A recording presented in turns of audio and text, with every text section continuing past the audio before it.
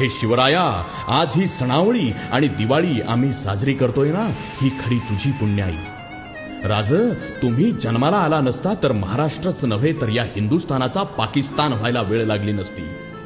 तुमच्यासाठी प्राणपणाला लावणाऱ्या मावळ्यांनी आणि तुम्ही आमच्यासाठी आपल्या जीवाची होळी केली ना, म्हणूनच आम्ही साजरी करतोय ही दिवाळी.